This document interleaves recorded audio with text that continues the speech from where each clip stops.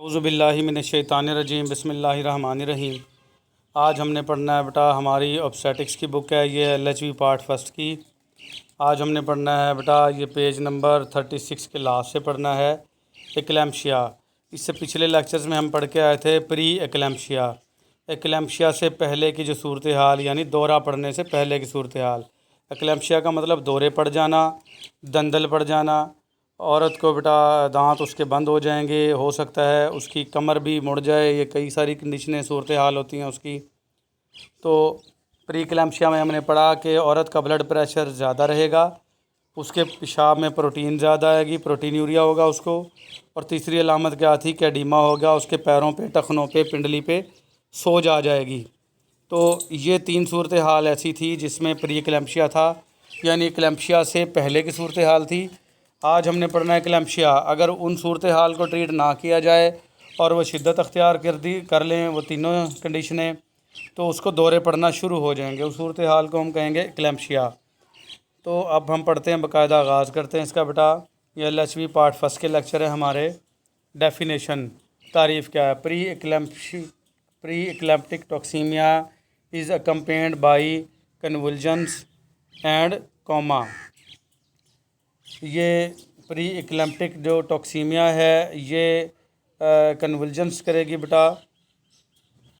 कन्वुल्जन्स कहते हैं बेटा तशन्नुज हो जाना, अकड़ाव आ जाना, अकड़ जाना, जिस्म जैसे अकड़ जाता है, एंड कोमा और बेहोशी तारी हो जाना।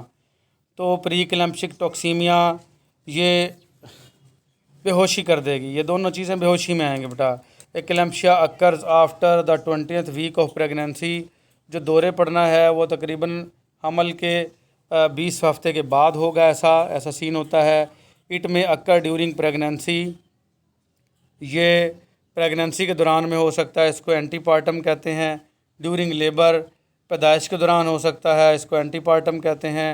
और आफ्टर डिलीवरी, और डिलीवरी के बाद भी हो सकता है, इसको पोस्टपार्टम कहते हैं बेटा। ठीक है, यानी कि प्रेगनेंसी के दौरान, प्रेगनेंसी जब हो रही हो या प्रेगनेंसी जब हो चुकी हो, तीनों सूरतों में दौरे पड़ सकते हैं। It is more common in primigravida, ये बहुत कॉमन है प्रीमी ग्रेविडा में। प्रीमी ग्रेविडा हमने पिछले लेक्चर्स में भी बताया था बेटा। ऐसी औरत जो पहले बच्चे को जन्म दे रही हो वो प्रीमी ग्रेविडा कहलाएगी, फर्स्ट बेबी जिसका हो। ठीक है, patients with previous history of pre eclampsia, जिसको पहले भी ये हिस्ट्री मौजूद हो कि इसका ब्लड प्रेशर हाई रहता है, इसको सोज चढ़ती है और इसके पेशाब में प्रोटीन आती है। तो ये हिस्ट्री क्या है प्री एक्लैम्शिया की, इन तीनों चीज़ों को। तो वो क्या है बेटा, हाइपरटेंशन, ब्लड प्रेशर ज़्यादा रहता है। हाइड्रोमनियोस, पानी ज़्यादा है उसमें सोज आ जाती है। एंड ट्विन प्रेगनेंसी, और 2 बच्चे हैं। तो ऐसी औरतों को जो प्रीमी ग्रेविडा भी हो, पहले बच्चे को जो जन्म दे रही हो, ब्लड प्रेशर हाई रहता हो, पानी उसके जिस्म में ज़्यादा हो, और उसको जो है 2 बच्चे पैदा हो रहे हों, तो ऐसी सूरत हाल में ये एक्लैम्शिया होगा, दौरे होंगे। इन आवर कंट्री, हमारे मुल्क में, इट इज़ नॉट यूजुअल, ये कोई आम बात नहीं है to see grand multipara with eclampsia, कि हम देखें ग्रैंड मल्टीपैरा को। ग्रैंड मल्टीपैरा ऐसी औरतें जो दूसरा तीसरा बच्चा जन्म दे रही हों, उनको भी एक्लैम्शिया होता है। But these are generally patient suffering from hypertension with prime post pre eclampsia. लेकिन ये उन मरीज़ों को होगा जो हाइपरटेंशन के मरीज़ हों, यानी जिनका ब्लड प्रेशर ज़्यादा हो, चाहे वो प्रीमी ग्रेविडा हों, यानी कि पहला बच्चे को जन्म दे रही हों, या मल्टीपैरा हों, ग्रैंड मल्टीपैरा हों, दूसरे तीसरे बच्चे को जन्म दे रही हों। तो अगर उनको ब्लड प्रेशर होता है तो उनको प्री एक्लैम्शिया हो जाएगा। तो ऐसा कोई वो नहीं है बेटा। Impending symptoms and signs of eclampsia, दौरा पड़ने से जो पहले की अलामात हैं वो कौन कौन सी होंगी बेटा। स्वेयर प्री एक्लैम्शिया, शदीद किस्म का प्री एक्लैम्शिया होगा। प्री एक्लैम्शिया हम पढ़ के आए हैं, जिसमें बेटा ब्लड प्रेशर शदीद होना, सोजिश पैरों पे ज़्यादा होना, और पेशाब में प्रोटीन का ज़्यादा आना है। तीनों अलामात किसकी हैं, स्वेयर प्री एक्लैम्शिया की हैं। अगर ये हों तो उसको दौरा पड़ रहा है तो समझ लो उसको एक्लैम्शिया हो गया है। प्री का मतलब पहले की सूरत हाल, ठीक है। तो प्री एक्लैम्शिया मतलब दौरा पड़ने से पहले की सूरत हाल शदीद हों तो उसको दौरा पड़ चुका है। अब स्वेयर हेडेक, शदीद सर दर्द था तो भी उसको एक्लैम्शिया हुआ है। अब वॉमिटिंग, उल्टियाँ हैं। एपिगैस्ट्रिक पेन, मैदे में दर्द है। डिमनेस ऑफ विजन, आपका जो देखना है बसारत है वो डिम हो गई है, कम चीज़ें नज़र आती हैं, फ्लैशेस ऑफ लाइट, और आपको लाइट के जो है वो चमके पड़ते हैं। तो इन सब सूरत हाल में क्या हो गया, समझ लो आपको एक्लेम्पशिया हो गया। ये सूरत हाल है, ये साइंस एंड सिम्टम्स हैं बेटा। फिर हम पढ़ेंगे बेटा स्टेजेस ऑफ एक्लेम्प्टिक फिट्स। जो फिट्स कहते हैं दौरों को, तो एक्लेम्प्टिक फिट्स हैं जो दौरे पड़ रहे हैं, उसकी स्टेजेस क्या हैं बेटा। इसकी 3 स्टेजेस हैं, सॉरी बल्कि 4। तो पहली कौन सी है, प्री मॉनिटरी स्टेज है। द पेशेंट इज़ रेस्टलेस, मरीज़ को बेआरामी होगी। रोल्स हर आइज़, उसकी आँखें घूम रही होंगी। एंड है there is twitching of facial muscles, और उसको लकवा हो जाएगा, फेस के मसल्स जो हैं वो ट्विच हो जाएंगे, मुंह टेढ़ा नज़र आएगा, उसको कहेगा यार मेरा मुंह खींच रहा है। फीमेल ये है तो औरतों का बेटा। तो ये पहली कौन सी स्टेज है, प्री मॉनिटरी स्टेज है बेटा। फिर आ जाएगी tonic stage. The body is rigid, body सख्त हो जाएगी। एंड बैक, और कमर भी में बी आर्क्ड, यानी कि मुड़ जाएगी, कमर मुड़ेगी उसकी, यानी कि ऐसे होगा जैसे। तो मैं आपको दिखाता हूँ ये कंडीशन। ये देखें बेटा, ये टॉनिक फेज़ है। अगर फीमेल इस तरह से हो रही होगी बेचारी को, दौरे पड़ रहे होंगे, ये आर्क है, ये जैसे तीर कमान होता है ना, तो कमान जो होती है मुड़ी हुई, तीर जिसमें डालते हैं, तो इस तरह की जो कंडीशन बनेगी ना, उसको हम कहेंगे बेटा आर्क, और ये टॉनिक फेज़ में होगा। और अगर इस तरह से पाँव इकट्ठे हो रहे हों और हाथ भी मुड़ रहे हों ऊपर की तरफ, तो ये क्लोनिक फेज़ में होगा। तो ये दौरे पड़ने की ये सूरत हाल है बेटा।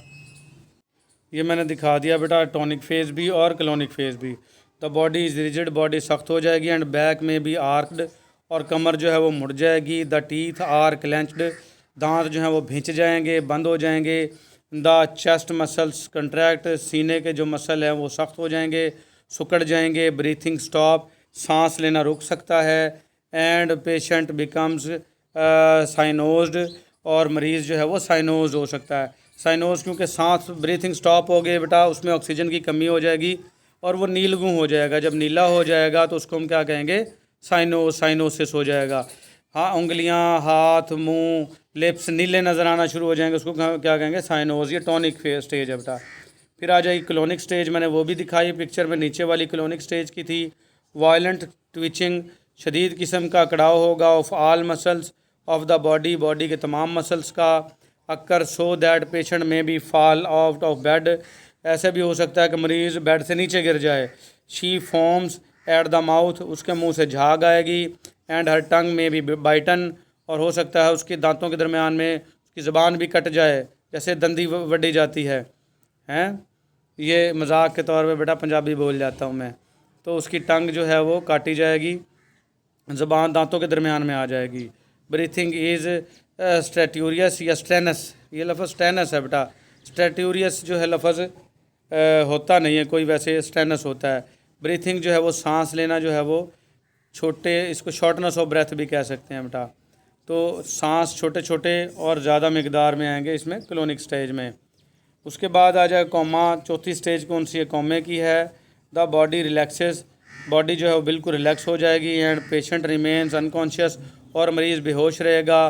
फर्दर फिट्स में फॉलो, मज़ीद दौरे भी पड़ सकते हैं। आर शी में रिमेन कोमेटोस, और वो कोमा में ही रह सकती है अनटिल शी डाइज, जब तक वो मर ना जाए। तो ये 4 कंडीशनें ख़तरनाक बेटा, pre monetary stage, tonic stage, clonic stage और कोमा की। फिर ट्रीटमेंट या प्रोफाइलैक्सिस क्या होता है, इलाज क्या करना है इसका, वो हम पढ़ेंगे अगले लेक्चर में। आज के लिए हमारा इतना ही, मिलेंगे अगले लेक्चर में। अल्लाह हाफिज़।